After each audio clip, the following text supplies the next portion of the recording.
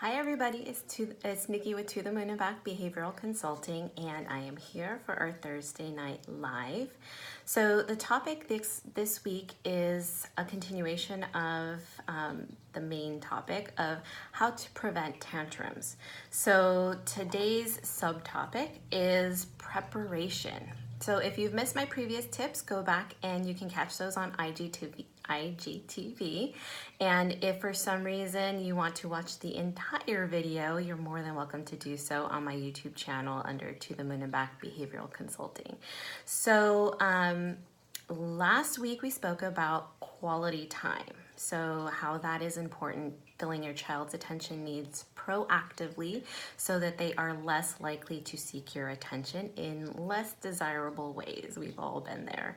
So yeah, if you like the content that I am providing for you guys, then it's very helpful for you to like it and share it, leave comments, all that stuff. Lets Instagram and Facebook know that you really value my information, and it'll show it to more people. So that really helps me out, and I love spreading the word. I love giving this information. That's why I do so much of it for free for you guys. So if you could help me just by sharing it, that would be awesome. So preparation, right?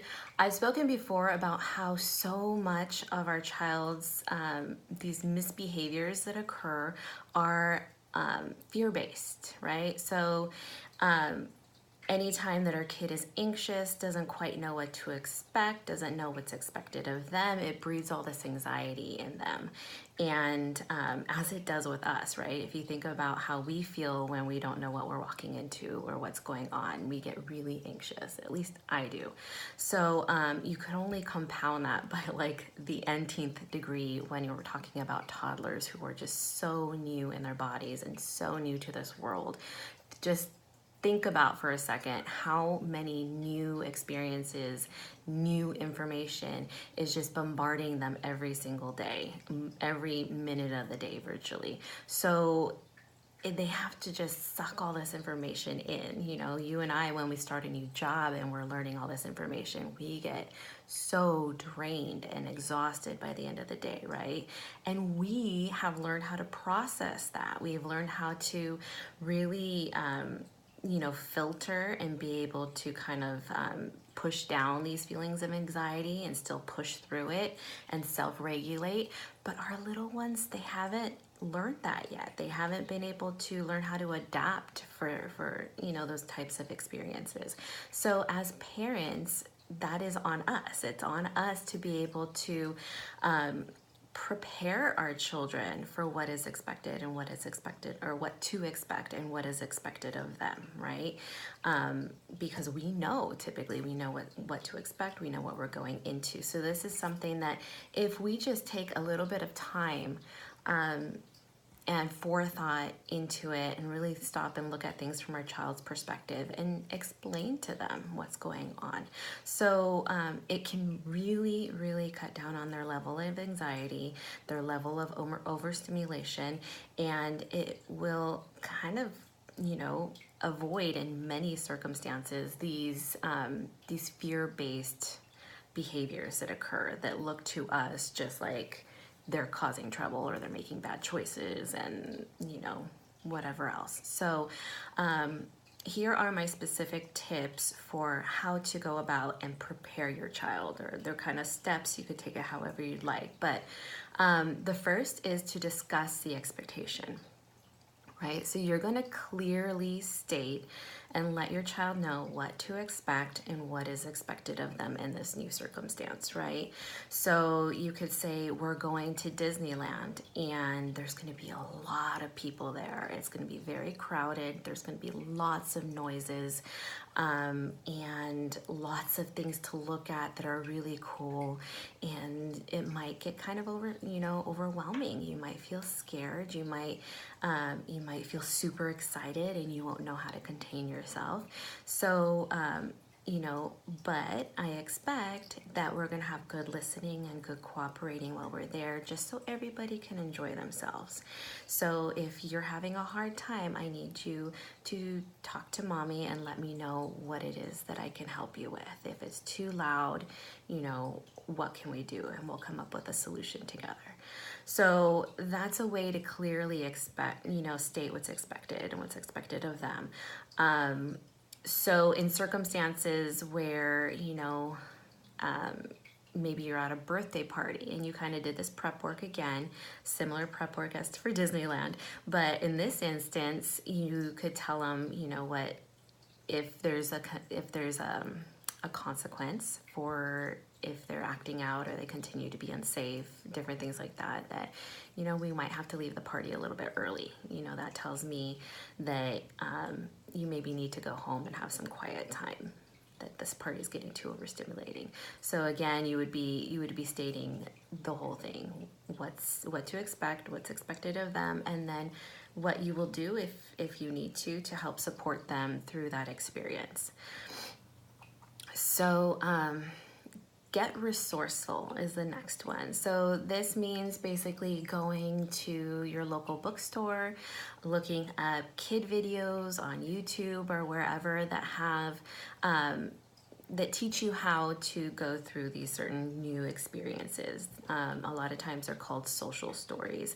So these are basically just things that teach you how to what going on an airplane would be like for the first time, what going to your first day at school would be like, what it's like to make friends, what it's like to go to a birthday party, different things like that. So kids learn so well in the format of storytelling, in the format of books, that it really does kind of sink in, and it's more relatable for them in a story format. So if you could find those books and also those videos, that are kid friendly, those really help to kind of get that information in there in a very kid friendly way that they can relate to.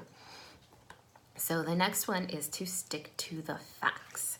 So try to keep your information in your discussion with them as objective as possible. Try to state only the facts. Aside from any of your interpretations, any of your past experiences or your fears that might be coming up for you, try to stick, to the facts when you're first discussing this information with them. So check in with yourself is the next one. So notice your feelings in regards to these upcoming events.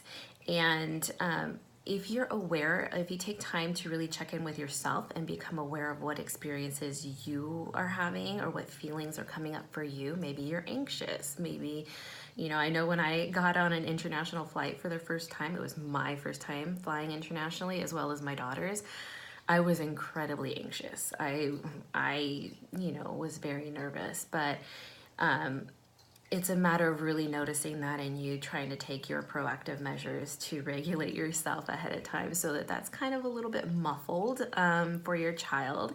But I also I'm a proponent for being sincere. So that's the next step. Be sincere with them. If there are some feelings, some hesitation on your part, or any anxiety or fear, then you can be sincere. Of course, again, you want to kind of muffle it. You want to downplay it. You don't want to tell them that you're afraid you're going to die and the plane's going to crash and all this stuff, right? Because that would be totally counter-helpful.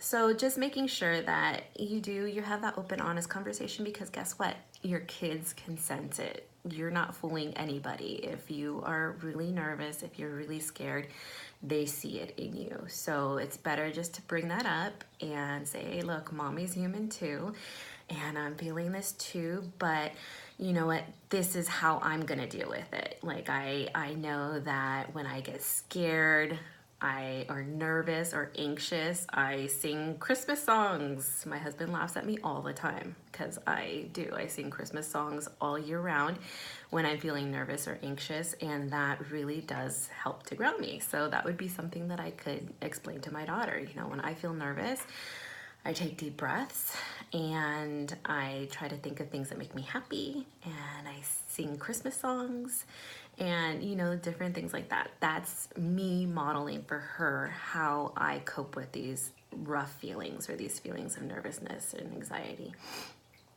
So the next step is have a conversation. So you're going to ask questions. You're going to inquire with your child openly and honestly what their thoughts are, you know, what they thought, what they're excited about, maybe what they're a little bit nervous about, and just really hold the space for that. Hold the space for them to feel the way that they're feeling, empathize with them, relate to them, validate as much as possible what they are feeling.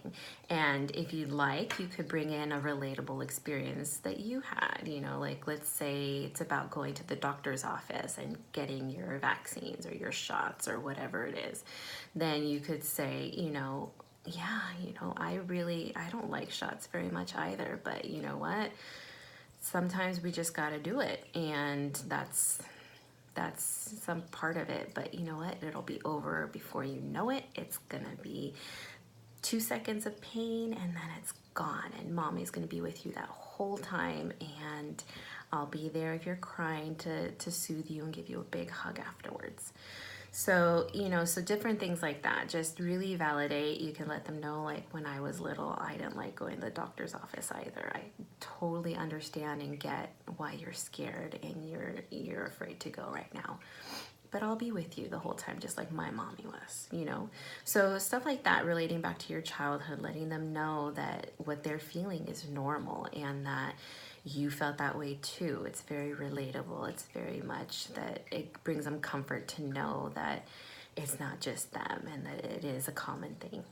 So the next step is to come up with a plan. So I've spoken before about the prefrontal cortex and how that is kind of the plan maker and the rational thought. And it's a very wonderful part of our brain if we use it appropriately. So if we do come up with those plans ahead of time, right, then we're a lot less likely to act out with our primal brain, which is responsible for fight or flight. And if you know, like it when we're acting from fight or flight, rarely when we look back in it with a calm mind would we have reacted that same way, right? It's usually not in the best interest, unless it's jumping out from in front of a bus or something, then yes, that definitely suits us. But otherwise, in our common day-to-day lives, the common things that trigger our fight or flights, you know,